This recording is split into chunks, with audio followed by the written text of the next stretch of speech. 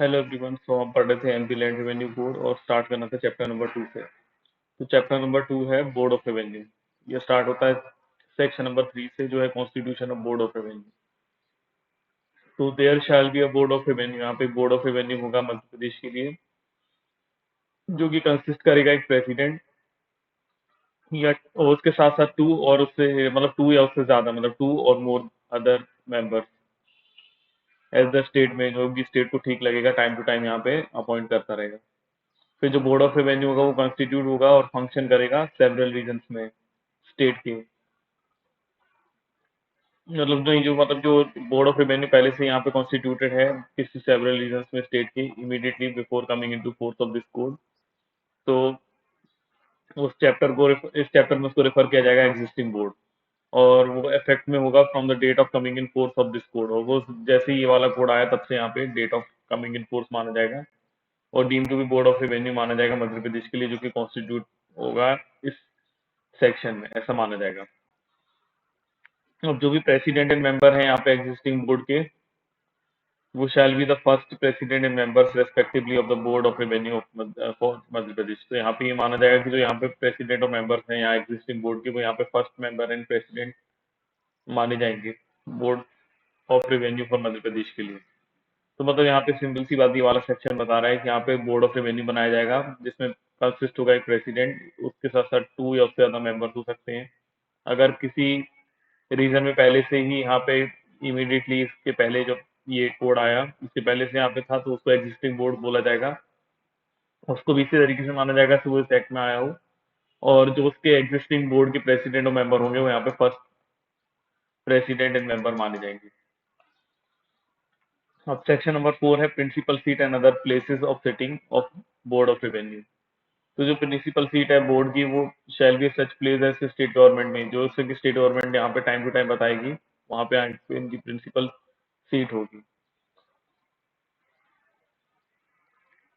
और अभी जैसे करंट नोटिफिकेशन की बात करें तो यहाँ पे 10 जून 1960 को यहाँ पे ये नोटिफिकेशन इशू हुई थी, जिसमें ग्वालियर को प्लेस बनाया गया था यहाँ पे प्लेस ऑफ सिटिंग की, प्रिंसिपल सीट और another place of sitting of board of revenue के लिए। फिर लिखा note standing anything contain in sub section 1, जो प्रेसिडेंट है और जो मेंबर हैं बोर्ड के, वो यहाँ पे किसी अदर प्लेस पे भी सिट कर सकते हैं, प्लेसेस पे सिट कर सकते हैं स्टेट के, जैसे government after consultation with president of the board notify करे। तो यहाँ पे मतलब जो प्रेसिडेंट एंड मेंबर्स हैं, तो वो कहीं और भी सिट कर सकते हैं, गवर्नमेंट अगर यहाँ पे कंसल्टेशन करके प्रेसिडेंट से अगर कोई और प्लेस भी यहाँ पे डिफाइन करती है तो। अब सेक्शन नंबर 5 है condition of services of members of board. तो कोई भी जो मेंबर है अगर किसी भी रीजन के कारण एब्सेंस है और अनेबल है यहाँ पे परफॉर्म करने के लिए उसकी ड्यूटीज ऑफिस की, तो जो स्टेट गवर्नमेंट है वो यहाँ पे नोटिफिकेशन इशू करके अपॉइंट कर सकती है पर्सन को, जो कि यहाँ पे मेंबर ऑफ द बोर्ड होंगे। और जब तक यहाँ पे एक्सप्रेसली प्रोवाइड नहीं कर दिया जाए तब तक जो terms and condition of service होगी जो प्रेसिडेंट एंड मेंबर्स की, वो शैल बी सच एज में भी प्रिस्क्राइब, जो टर्म्स एंड कंडीशन होंगी यहाँ पे, terms and condition of service जो होगी वो यहाँ पे एज में भी प्रिस्क्राइब होगी, एंड वो लेट डाउन की जाएगी यहाँ पे स्टेट गवर्नमेंट के द्वारा for the president members existing boards. और वो कंटिन्यू इन फोर्स रहेगी जब तक कि मॉडिफाई नहीं कर दिया थी, सुपरसीड नहीं किया था इस सेक्शन के अंडर में। मतलब जिस तरीके से जो पहले से जो कंडीशन या सर्विसेज थी वो उसी तरीके से रहेंगी, जैसा कि यहाँ पे लेट डाउन किया जाएगा स्टेट गवर्नमेंट के द्वारा। और वो तब तक रहेंगी जब तक यहाँ पे कोई नई कंडीशन वगैरह यहाँ पे मॉडिफाई नहीं कर दी जाती, सुपरसीडेड नहीं की जाती। फिर एक पर्सन यहाँ पे अपॉइंट नहीं हो सकता as member of the board के लिए जब तक कि वो क्या ना हो, जब तक कि वो एलिजिबल नहीं हो अपॉइंटमेंट एज अ जज ऑफ द हाई कोर्ट, मतलब जब हाई कोर्ट के जज बनने लायक उसकी कैपेसिटी ना हो, और या फिर वो एक रेवेन्यू ऑफिसर ना रहा हो एटलीस्ट 5 ईयर्स तक, जो कि ऑफिस जो होगा जिसमें उसको रेवेन्यू ऑफिस होना चाहिए वो not lower the rank than that of collector, collector से कम की उसकी रैंक में ऑफिस कर नहीं होना चाहिए। तो मतलब ये कंडीशन है अगर किसी को मेंबर बनना है बोर्ड ऑफ रेवेन्यू का, तो उसको कम से कम यहाँ पे उसकी कैपेसिटी होना चाहिए, या तो वो एलिजिबल हो अपॉइंटमेंट एज अ जज ऑफ हाई कोर्ट के लिए, या फिर वो रेवेन्यू ऑफिसर रहा हो 5 साल तक के लिए, और जो रेवेन्यू ऑफिसर पूरा हाउस की रैंक कलेक्टर से कम ना हो। अब है section number 6, salaries and allowance. तो there shall be paid to members of the board such salaries and allowance as the state government may determine, and those salaries and allowance shall be charged on consolidated fund of the state। तो यहाँ पे क्या होता है कि जो यहाँ पे पे किया जाएगा मेंबर्स ऑफ द बोर्ड को कुछ सैलरीज एंड अलाउंस, जो कि स्टेट गवर्नमेंट यहाँ पे डिटरमाइन करेगी। और जो स्टेट गवर्नमेंट ने डिटरमाइन की वो सैलरी चार्ज किसी पर की जाएगी, तो consolidated fund of the state पे की जाएगी। फिर सेक्शन नंबर 7 है जुरिडिक्शन ऑफ बोर्ड। तो यहाँ पे बोर्ड एक्सरसाइज करेगा पावर और डिस्चार्ज करेगा फंक्शन अपॉन इट और अंडर दिस कोड, और such other function as may be conferred or may be conferred by or under the enactment upon it, or it may be satisfied, sorry, it may be specified by a notification of the state government or central government in that behalf। तो यहाँ पे जो board है वो exercise करेगा सारे function और यहाँ पे पावर्स वगैरह को डिस्चार्ज करेगा, जो भी उसको यहाँ पे दिया जाएगा इस बोर्ड के द्वारा। और जो अदर फंक्शन जो भी यहाँ पे कन्फर किए जाएंगे किसी एक्ट, मतलब bye or under any enactment upon it और अंडर एज में भी, जो भी स्पेसिफाई किया जाएगा नोटिफिकेशन इशू करके यहाँ पे स्टेट गवर्नमेंट या सेंट्रल गवर्नमेंट के द्वारा इस बिहाफ में, तो वो यहाँ पे बोर्ड परफॉर्म करेगा। फिर सेक्शन नंबर 8 है powers of superintendents of board. तो यहाँ पे बोर्ड जो है in respect of all the members,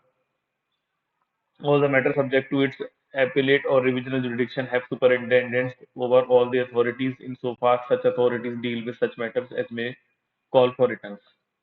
तो जो यहाँ पे बोर्ड जो है वो जो भी मैटर्स है उसके ऊपर यहाँ पे एपेलेट और रिविजनल जुरिडिक्शन रखेगा, और उसके पास यहाँ पे सुपरिटेंडेंस रहेगी सारी अथॉरिटीज के ऊपर, जो भी अथॉरिटीज डील करती हैं इस मैटर से, और वो उनके रिटर्न को भी मांग सकता है। अब है सेक्शन नंबर 9 जो है exercise of jurisdiction by single members and benches. तो यहाँ पे जो बोर्ड है वो यहाँ पे रूल बना सकता है एक्सरसाइज करने के लिए सारे powers and function of the board, जो भी है वो आपको बेंच भी कंस्टिट्यूट की जाएगी by bench constituted of one or more members thereof, and all decision given by such bench in exercise of such powers and function shall be deemed to be the decision of board. तो simple सी बात है कि यहाँ पे board ये बता रहा है कि अगर बोर्ड यहाँ पे रूल बना के कुछ ऐसे फंक्शन से पावर्स किसी बोर्ड के किसी बेंच को दे दे, बेंच मतलब बेंच में क्या होगा, या तो एक ही सिंगल मेंबर होगा या कुछ मोर मेंबर्स होंगे, और वो यहाँ पे सारे डिसीजन जो देंगे मतलब उनको यहाँ पे ये माना जाएगा कि ये डिसीजन बोर्ड का ही है। तो मतलब क्या होता है कि जो मेंबर्स हैं, मेंबर्स अगर इंडिविजुअल या कुछ मेंबर्स एक या दो मतलब जो रहते हैं वो अगर एक जगह सिट करते हैं और मतलब वो कुछ अगर डिसीजन देते हैं तो उनका डिसीजन भी ऐसा माना जाएगा कि वो बोर्ड का डिसीजन है।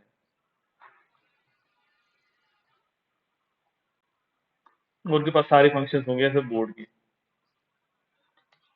अब सेक्शन नंबर 10 है cases pending at the commencement of code. तो जो भी यहाँ पे अपील्स एप्लीकेशन और रिवीजन और अदर प्रोसीडिंग पेंडिंग थी यहाँ पे before existing board immediately before coming into force of this code shall be heard and decided by the board. तो क्या बता रहा है, सिंपल सी बात है कि सेक्शन 10 बता रहा है कि कोई भी अपील एप्लीकेशन या रिवीजन या अदर प्रोसीडिंग जो पेंडिंग थी यहाँ पे एग्जिस्टिंग बोर्ड के पास, जो मतलब पहले से ही जो यहाँ पे बोर्ड वगैरह कॉन्स्टिट्यूटेड थे कोड के आने के पहले, मतलब एमपी लैंड रेवेन्यू कोड आने के पहले, तो वो यहाँ पे डिसाइड और हर्ड किसके द्वारा किए जाएंगे, इस बोर्ड के द्वारा किए जाएंगे, मतलब जो बोर्ड यहाँ पे कॉन्स्टिट्यूट किए गए इनके द्वारा। अब स्टार्ट करते हैं चैप्टर नंबर 3। चैप्टर नंबर 3 है revenue officers and there classes and powers. तो सबसे पहले यहाँ पे सेक्शन 11 है, बहुत इंपॉर्टेंट है क्योंकि यहाँ पे जितने भी रेवेन्यू ऑफिसर्स हैं उनके बारे में बताया हुआ है। तो there shall be following classes of revenue officers, और कौन कौन से यहाँ पे रेवेन्यू ऑफिसर्स होंगे। तो सबसे पहले प्रिंसिपल रेवेन्यू कमिश्नर होगा, उसके बाद कमिश्नर, फिर एडिशनल कमिश्नर, फिर commissioner land revenue, sorry commissioner land records, फिर commissioner, sorry additional commissioner land records, फिर कलेक्टर, उसके बाद एडिशनल कलेक्टर, फिर डिस्ट्रिक्ट सर्वे ऑफिसर, फिर सब डिविजनल ऑफिसर, फिर deputy service, sorry deputy survey officer और असिस्टेंट कलेक्टर। ये इस तरीके के यहाँ पे इतने सारे रेवेन्यू ऑफिसर्स होंगे। अब सेक्शन नंबर 12 की बात करें तो कंट्रोल ओवर रेवेन्यू ऑफिसर, तो जो भी रेवेन्यू ऑफिसर्स हैं वो यहाँ पे सबऑर्डिनेट किसके होंगे, तो स्टेट गवर्नमेंट के होंगे। और जो भी रेवेन्यू ऑफिसर्स हैं किसी भी डिवीजन में वो सबऑर्डिनेट किसके होंगे, तो कमिश्नर के होंगे। तो मतलब एक तरीके से ये समझ लीजिए कि जितने भी रेवेन्यू ऑफिसर्स हैं वो सारे रेवेन्यू ऑफिसर सबऑर्डिनेट किसके हैं, तो स्टेट गवर्नमेंट के। और जो सारे रेवेन्यू ऑफिसर्स हैं किसी डिवीजन में वो किसके सबऑर्डिनेट होंगे, किसी डिवीजन की बात करें तो कमिश्नर, कमिश्नर ही होता है डिवीजन में सबसे सुपीरियर। फिर unless the state government otherwise direct, जब तक स्टेट गवर्नमेंट अदरवाइज डायरेक्ट नहीं करती तब तक यहाँ पे रेवेन्यू ऑफिसर होगा किसी डिस्ट्रिक्ट में, वो सबऑर्डिनेट होगा यहाँ पे कलेक्टर के।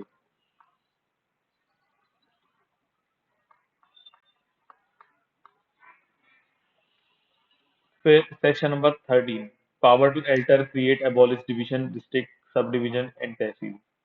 तो यहाँ पर सेक्शन नंबर 13 भी थोड़ा इंपॉर्टेंट है, इसको याद रखिएगा कि जो स्टेट गवर्नमेंट है वो यहाँ पे क्रिएट कर सकती है डिवीजन्स को और कंप्राइज कर सकती है उनको उस डिस्ट्रिक्ट में जो कि उनको ठीक लगता है, मतलब एज मे डीम फिट, और मे एबॉलिश, और वो एबॉलिश भी कर सकती है और after the limits of such.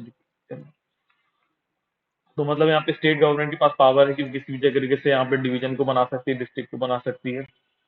या अबॉलिश कर सकती है उनकी लिमिट्स को। तो यहाँ पे जो स्टेट गवर्नमेंट है वो एंटर कर सकती है लिमिट किसी भी डिस्ट्रिक्ट की, सब डिवीजन की या फिर तहसील की, और क्रिएट और अबॉलिश कर सकती है एग्जिस्टिंग डिस्ट्रिक्ट को, सब डिवीजन को, तहसील को। अब जो स्टेट गवर्नमेंट है, जब भी यहाँ पे before passing any order under this section, इस सेक्शन में कोई भी ऑर्डर पास करने के पहले वो यहाँ पे क्या करेंगे, यहाँ पे प्रपोजल करेंगी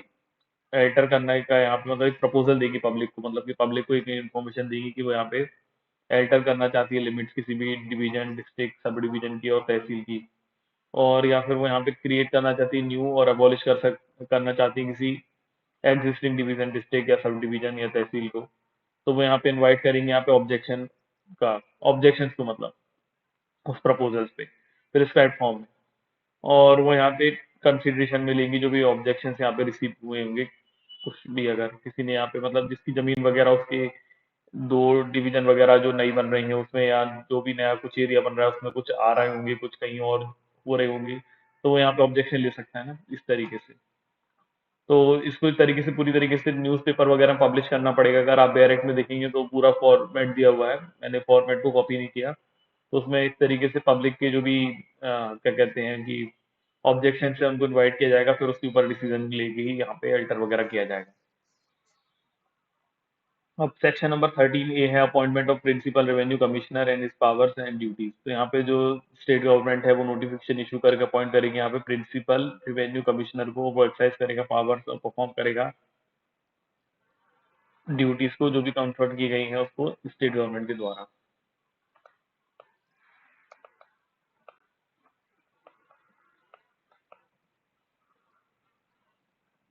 अब सेक्शन नंबर 14 है power to appoint commissioner of division. तो यहाँ पे स्टेट गवर्नमेंट ही जो है वो यहाँ पे अपॉइंट करेगी ईच डिवीजन के लिए, जो भी डिवीजन आपको पता होगा, जैसे यहाँ पे डिवीजन मतलब एक संभाग समझ सकते हैं, जैसे यहाँ पे सागर है, रीवा है, और जबलपुर है, भोपाल है, इंदौर है, उज्जैन है, ग्वालियर है, इस तरीके से। तो यहाँ पे जो इसमें क्या होता है, स्टेट गवर्नमेंट जो है अपॉइंट करेगी ईच डिवीजन के लिए कमिश्नर, जो कि एक्सरसाइज करेगा उसमें सारे पावर्स और डिस्चार्ज करेगा ड्यूटीज जो भी कन्फर की गई हैं, इम्पोज की गई हैं कमिश्नर के ऊपर, bye or under this code और by under any other enactment for the timing force में। और जो स्टेट गवर्नमेंट जो है वो यहाँ पे subject to such condition, state government को जो भी यहाँ पे है कुछ कंडीशंस में रहते हुए, मतलब as they deem fit to impose, जो भी उनको ठीक लगता है वो नोटिफिकेशन इशू करके कन्फर कर सकते हैं अपॉन कमिश्नर एनी पावर्स और फंक्शंस जो भी असाइन किए गए हैं स्टेट गवर्नमेंट को, और under any enactment for the timing force, किसी और इनएक्टमेंट के टाइमिंग फोर्स में।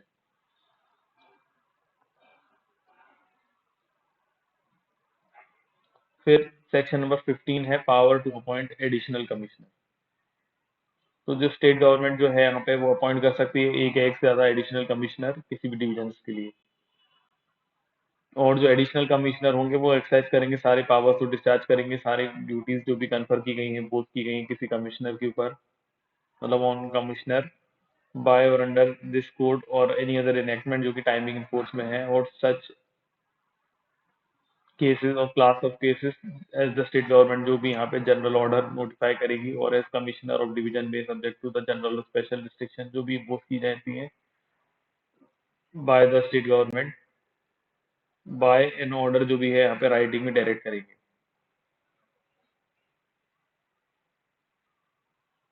और जो भी कोड होगा, this code every other enactment for the timing force और एनी रूल जो भी मेड किया गया है दिस कोड और any other enactment shall except where expressly directed or otherwise apply to the additional commissioner when the existing powers or discharging any duties under subsection 2 as per the commissioner of the division। तो simple सी बात यहाँ पे ये बता रहा है पूरा सेक्शन को, मैं यहाँ पे एक समरी में शॉर्ट में समझा देता हूँ कि जो एडिशनल कमिश्नर है वो यहाँ पे एक्सरसाइज करेगा और डिस्चार्ज करेगा सारी पावर्स जो भी उसको यहाँ पे इम्पोज की जाती है यहाँ पे कमिश्नर वगैरह के ऊपर। और मतलब इस कोड में या फिर कोई अदर एनेक्टमेंट जो भी टाइमिंग फोर्स में है, किसी भी केस के लिए क्लास ऑफ केसेस के लिए जो भी स्टेट गवर्नमेंट यहाँ पे जनरल या स्पेशल ऑर्डर के द्वारा नोटिफाई किया हुआ है, और उसमें भी जो भी जनरल और स्पेशल रिस्ट्रिक्शंस जो भी इम्पोज किया रही है यहाँ पे स्टेट गवर्नमेंट, तो वो राइटिंग में डायरेक्ट कर सकती है। फिर थर्ड सबसेक्शन यहाँ पे ये बताता है कि जो भी अदर एनेक्टमेंट है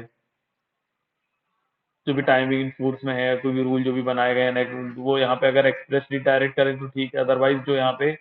एडिशनल कमिश्नर के ऊपर होगा,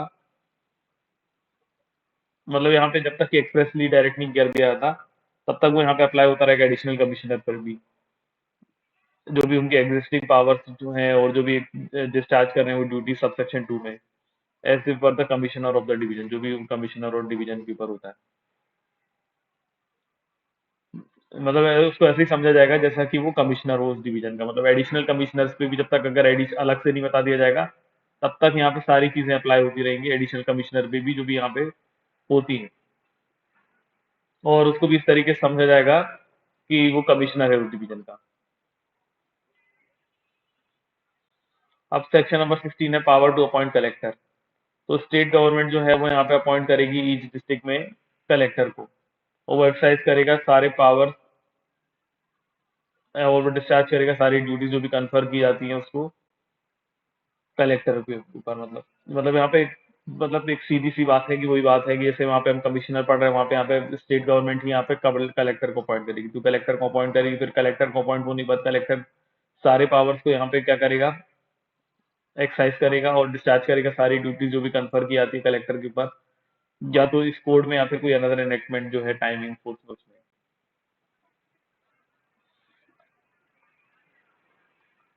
अब सेक्शन नंबर 17 है power to appoint additional collector. तो अब यहाँ पे स्टेट गवर्नमेंट जो है वो अपॉइंट कर सकती है one or more additional collector को भी किसी डिस्ट्रिक्ट के लिए, और जो एडिशनल कलेक्टर होंगे वो यहाँ पे डिस्चार्ज करेंगे सारे ड्यूटीज और एक्सरसाइज करेंगे सारे फंक्शन जो भी इम्पोज किए जाते हैं कलेक्टर को इस कोड में या किसी अदर एनेक्टमेंट में जो भी टाइमिंग इन्फोर्स में है, उस केसेस के लिए और क्लास ऑफ केसेस के लिए जो यहाँ पे स्टेट गवर्नमेंट जनरल या स्पेशल ऑर्डर के थ्रू, मतलब नहीं सॉरी जनरल ऑर्डर्स के थ्रू यहाँ पे नोटिफाई करेगी किसी कलेक्टर ऑफ द डिस्ट्रिक्ट के लिए, सब्जेक्ट टू जनरल और स्पेशल रिस्ट्रिक्शन जो भी इम्पोज की जा सकती हैं स्टेट गवर्नमेंट के द्वारा, ऑर्डर देके इन राइटिंग में वो डायरेक्ट करेगी। फिर इस कोड में जो भी एनी अदर एनेक्टमेंट है टाइमिंग कोड में और जो भी रूल बनाए गए हैं इस कोड में या किसी अदर एनेक्टमेंट में, except where the expressly directed otherwise apply to the additional collector when the exercise any power और discharge duties under subsection 2 as per the collector of the district. तो वही बात है कि अगर यहाँ पे कोई कोड में या किसी अदर एनेक्टमेंट में जो कि टाइमिंग फोर्स में एप्लीकेबल है अगर उसमें कुछ चीजें बताई गई हुई हैं तो वो यहाँ पे वैसी एक्सप्रेसली जब तक अगर अलग से ना बताया हुआ होगा तब तक यहाँ पे वो एडिशनल कलेक्टर पे भी अप्लाई होंगी जब भी यहाँ पे वो एक्सरसाइज कर रहा है पावर डिस्चार्ज कर रहा है ड्यूटीज को, जैसे कि वो कलेक्टर हो उस डिस्ट्रिक्ट का, उसी तरीके से यहाँ पे काम होगा। फिर सेक्शन नंबर 18 है appointment and powers of assistant collector, joint collectors and deputy collectors. तो स्टेट गवर्नमेंट जो है वो अपॉइंट करेगा यहाँ पे ईच डिस्ट्रिक्ट के लिए जो भी मैनी पर्सन उसको ठीक लगते हैं वो यहाँ पे अपॉइंट करेगा असिस्टेंट कलेक्टर्स को of the first and second grade. तो यहाँ पे असिस्टेंट कलेक्टर्स को अपॉइंट करेगा यहाँ पे जिनके फर्स्ट या सेकंड ग्रेड्स होंगे, ज्वाइंट कलेक्टर्स को या डिप्यूटी कलेक्टर्स को, मतलब इन तीनों को ही अपॉइंट करेगा मतलब, और वो एक्सरसाइज करेंगे वो वाले पावर्स जो कि स्टेट गवर्नमेंट ने नोटिफिकेशन इशू करके डायरेक्ट किए।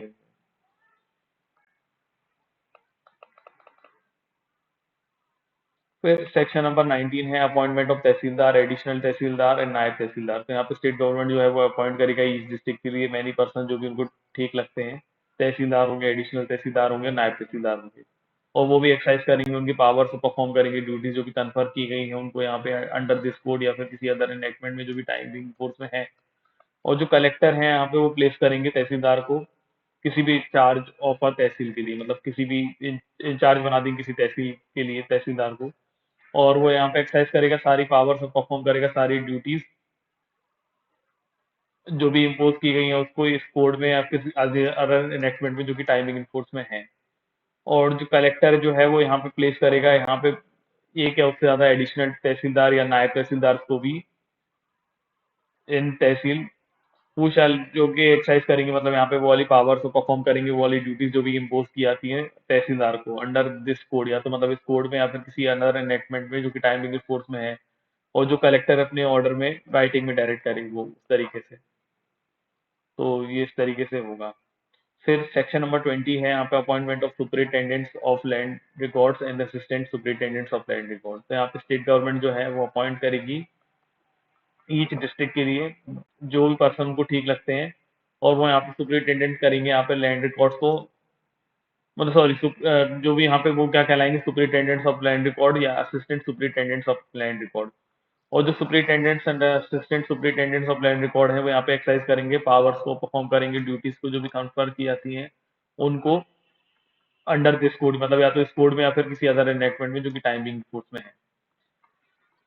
अब 21 यहाँ पे रिपील हो गया होगा। और 21 सॉरी 21 यहाँ पे रिपील हो गया होगा, 22 से पढ़ते हैं। तो 22 है यहाँ पे सब डिविजनल ऑफिसर। तो यहाँ पे कलेक्टर जो है वो प्लेस करेगा किसी असिस्टेंट कलेक्टर को या फिर ज्वाइंट कलेक्टर या डिप्यूटी कलेक्टर को जो कि इंचार्ज होगा वन या